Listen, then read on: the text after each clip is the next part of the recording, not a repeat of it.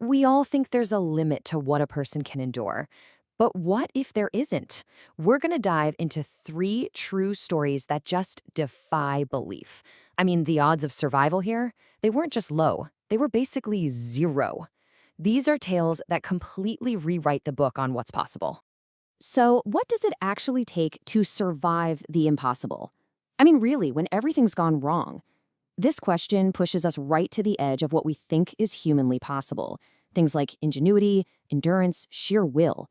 And we're going to explore it by looking at three incredible people who stared death in the face and basically said, not today. All right, let's start with our first story. And this is about pure, isolated survival. It's just one man, all alone, against the massive, unforgiving Atlantic Ocean.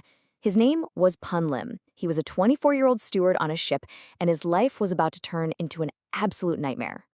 Look at that number, 133. That's how many days he was lost at sea. And no, that's not a typo. Here's what happened. Back in November 1942, during World War II, the British merchant ship he was working on, the SS Ben Lomond, got torpedoed by a German U-boat. Lim was thrown overboard, and somehow he was the only one who survived. He found a tiny life raft that had a few supplies, but once those were gone, well, that's when his real test of survival began.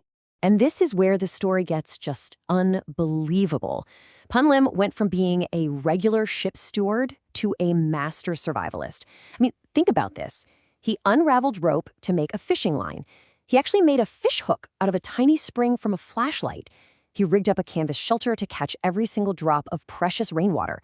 And get this, in his most desperate moment when he was dying of thirst, he caught a shark. A shark. He drank the blood from its liver just to stay hydrated. Absolutely incredible ingenuity. So after 133 agonizing days, he was finally spotted and rescued by some Brazilian fishermen. Can you even imagine that moment? And when they told him he'd set a new world record for the longest time surviving on a life raft, he said, "I hope no one will ever have to break that record."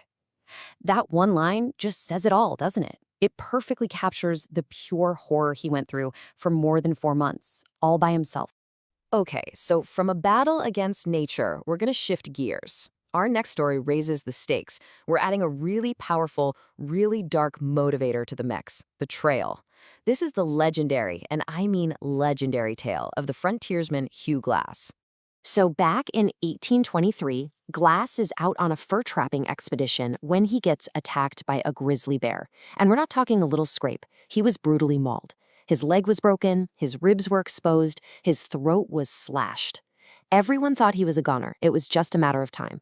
So two guys from his party, John Fitzgerald and a young Jim Bridger, were paid to stay with him until he passed. But instead, they got spooked, stole his rifle and knife, and just left him in a shallow grave to die alone. But what happened next? Well, this is what makes it a legend. Fueled by this white-hot rage, this burning desire for revenge, Hugh Glass refused to die. He literally set his own broken leg and started to crawl. For 6 weeks, he dragged his mangled body over 200 miles of wilderness. He survived on whatever he could find, roots, bugs, you name it. And here's a crazy detail. His wounds were infested with maggots, and those maggots actually saved his life. They ate the dead, rotting flesh and stopped a fatal infection from setting in.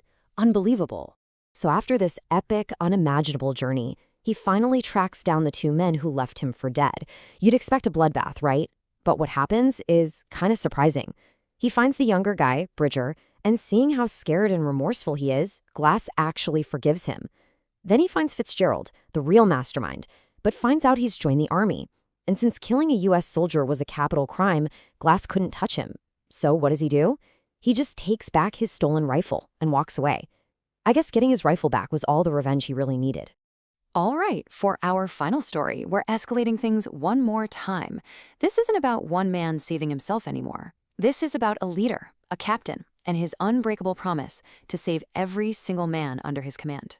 And he had to do it in what is, without a doubt, the most hostile place on the entire planet. The year is 1914.